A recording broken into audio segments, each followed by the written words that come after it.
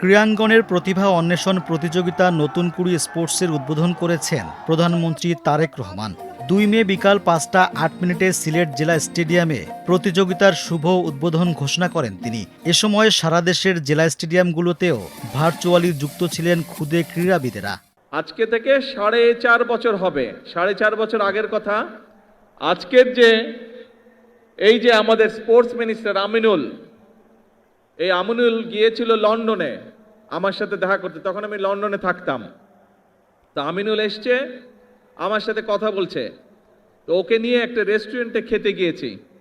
আমি গিয়েছি, আমার সাথে তোমাদের আন্টি গিয়েছেন, আমিনুল গিয়েছে, আর এখানে কয়সার বসে আছে, খুব সম্ভব কয়সারও আমার সাথে ছিল। আচ্ছা, তো এখন আমরা গল্প করছি, কথা বলছি বাংলাদেশের বিভিন্ন বিষয় নিয়ে। তারপরে আমরা কথা শুরু করলাম, যেহেতু আমিনুল স্পোর্টসের মানুষ, আমি ওকে স্পোর্টস নিয়ে আলাপ শুরু করলাম, যে স্পোর্টস নিয়ে আমরা কি করব, বিভিন্ন বিষয়ে আলাপ করলাম। আলাপ করতে করতে এক পর্যায়ে আমরা খাবার টেবিলে বসে ঠিক করলাম যে আমরা নতুন কুড়ি স্পোর্টস চালু করব বাংলাদেশে। আর এই নতুন কুড়ি স্পোর্টসে কারা থাকবে?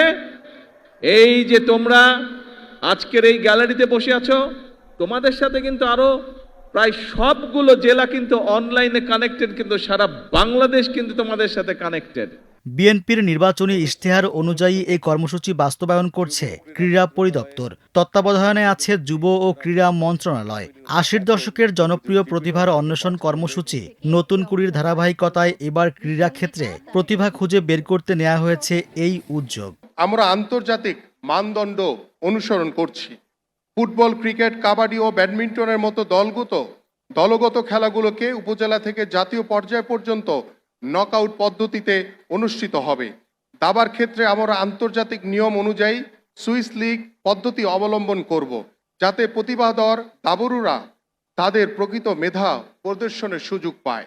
অ্যাথলেটিক্স, সাঁতার ও মার্শাল আর্টের ক্ষেত্রে প্রাথমিক হিট ও ফাইনাল রাউন্ডের মাধ্যমে ফলাফল নির্ধারিত হবে।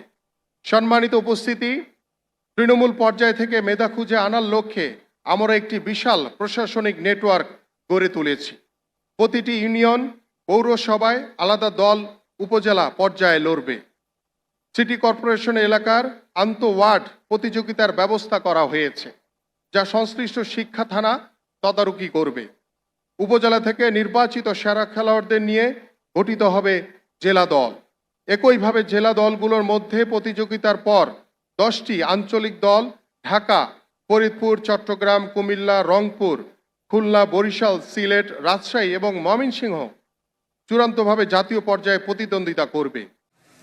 এদিন সকাল 10টা 5 মিনিটে সিলেট ওসমানী বিমানবন্দরে পৌঁছান তারেক রহমান। বিমানবন্দরে নেমে বৃষ্টি উপেক্ষা করেই প্রধানমন্ত্রী সুফি সাধক হজরত শাহজালাল রহমতুল্লাহি আলাইহের মাজার জিয়ারতের উদ্দেশ্যে রওনা হন।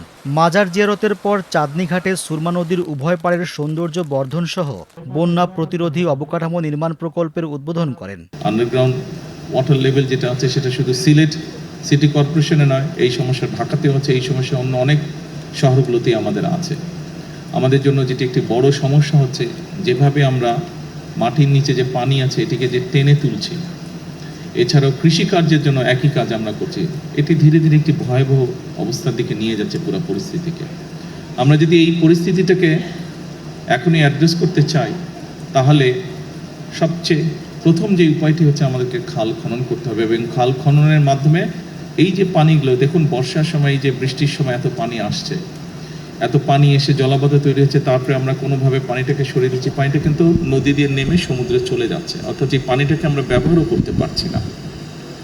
কাজে এই পানিটাকে যাতে আমরা ব্যবহার করতে পারি, জলাবদ্ধতাও যাতে না হয়, মানুষেরও কষ্ট না হয়, সেটি কৃষির সুবিধার জন্যই হোক, পানিটিকে মানুষের ব্যবহারের সুবিধার জন্যই হোক, আমরা খালগুলো খনন করতে চাচ্ছি দেশে, যাতে আমরা অতিরিক্ত যে পানি থাকবে সেই পানিটাকে যাতে আমরা ধরে রাখতে পারি এবং প্রয়োজনের সময় আমরা সেটিকে মানুষের প্রয়োজনে আমরা ব্যবহার করতে পারি।